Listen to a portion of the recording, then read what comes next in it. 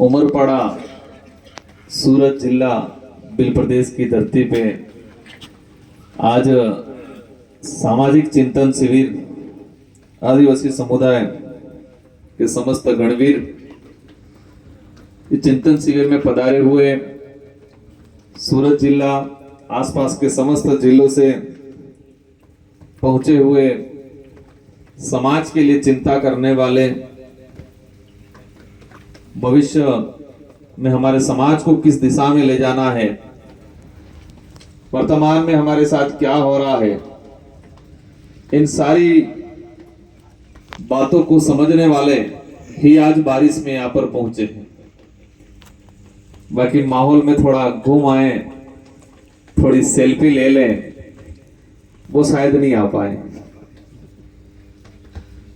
हमारे पूर्व वक्ताओं ने वर्तमान, भविष्य और इतिहास, इन तीनों बातों को ध्यान में रखते हुए, तीनों पहलुओं को ध्यान में रखते हुए समस्त बातें रखी। मैं कार्यक्रम में आने को लेके काफी कंफ्यूज था। कंफ्यूज इसलिए था कि बार बार इधर इधर भाग दौड़ करके बहुत ज्यादा थक गए थे हर तरफ से। विचार किया था पवन दादा आने वाले थे, फिर विचार किया एक दो साथी विधायक जी को भेजें, लेकिन हमारे सारे साथी कहीं न कहीं किसी न किसी कार्यक्रम में, किसी न किसी मिशन में लगे हुए हैं। और आयोजन कमेटी ने कहा कि राजकुमार जी आपको ही आना पड़ेगा। तो मेरा भी मन हुआ। वर्तमान देश के अंदर एक चिंगारी जगी है,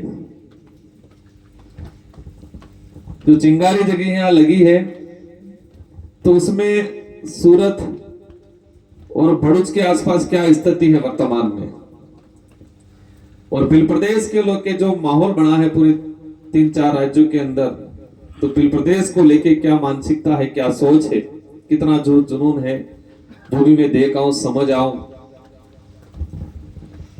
तो मेरी भी इच्छा हुई कि मैं कार्यक्रम में पहुंचूं। आज जो पांडाल में बैठे हुए हैं, लगभग जब सूरत से, कुछ वलसाड़ से भी होंगे, भरूच से भी होंगे, नवसारी से है कोई? नवसारी से शायद नहीं होगा, तापी से है, और लगभग सभी कहे कि अनुभवी हैं, समझदार हैं, किसी न किसी संगठन में काम कर रहे हैं, किया हुआ है। मैं हर वक्त सोचता हूं कि इस देश के अंदर देश का मूल मालिक हम हैं, मूल बीज हम हैं, और सबसे ज्यादा वर्तमान में परेशान कौन है? भारत देश की धरती पे अगर बात करें तो सबसे ज्यादा प्रताड़ित, पीड़ित समुदाय कौन सा है? शायद हमारा ही है, मैं जितना जो समझा।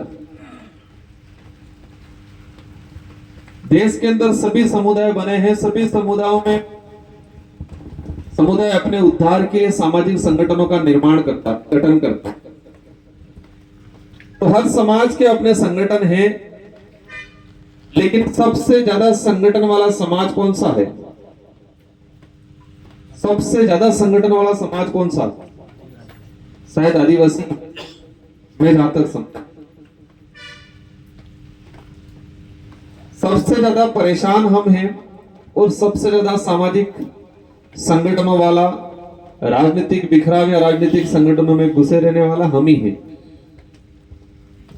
सबसे ज्यादा स्ट्रगल कौन कर रहा है आज, मतलब संघर्ष कौन कर रहा है? इस देश के अंदर सभी समाजों में सबसे ज्यादा अगर स्ट्रगल कर रहा है या संघर्ष कर रहा है तो आदिवासी ही कर रहा है। बिखरा हुआ भी सबसे ज्यादा हम ही है, और हमारा जो संघर्ष कर रहे हैं उसका रिजल्ट अगर अन्य समुदाय के तुलना में हम देखें तो हमारा रिजल्ट कितना परसेंट है? बहुत कम, ना के बराबर। देश के मूल मालिक हैं, सबसे ज्यादा सामाजिक संगठन है, सबसे ज्यादा समस्या है, सबसे ज्यादा संघर्ष भी हम कर रहे हैं, लेकिन रिजल्ट नहीं मिलता। रिजल्ट नहीं मिलने के पीछे कारण क्या है? शोषण कौन कर रहा है, अत्याचार कौन कर रहा है, और इसके खिलाफ हम लड़ रहे हैं तो किस तरीके से लड़ रहे हैं, किस विजन के साथ लड़ रहे हैं, कितनों को साथ में लेके लड़ रहे हैं, किस सोच के साथ लड़ रहे हैं। ये सारी बातें अपने रिजल्ट पे, मतलब रिजल्ट का कहे कि वो तय करेगी कि हम किस सोच के साथ, किस तरीके से, कितनों को साथ में लेके लड़ रहे हैं। ये सारी बातें हमारा जो रिजल्ट है, जो संघर्ष कर रहे हैं जिन मुद्दों को लेके, भले कहीं विस्थापन का हो, कहीं एट्रोसिटी का हो, आरक्षण का हो, इतिहास का हो, संस्कृति का हो, रिजल्ट नहीं मिल रहा है। कोई रिजल्ट नहीं मिलने के पीछे एक ही कारण है, या जिम्मेदार है हम स्वयं, हमारा समाज स्वयं। आज हमारे पे जो अत्याचार हो रहा है उसके जिम्मेदार हम स्वयं हैं, और जब तक ये बात स्वीकार नहीं करेंगे तो समाधान नहीं होगा। मंच पे खड़ा होकर दूसरों को गालियां देना बहुत अच्छा लगता है, लगता है नहीं लगता है, लेकिन खुद के लिए कुछ कहना अटपटा लगता है नहीं लगता है, हिम्मत नहीं करता है, भले हम कितना भी गलत होंगे। मैं कई बार कहता हूं कि शोषण करने वाले से ज्यादा गुनहगार तो शोषण सहने वाला है।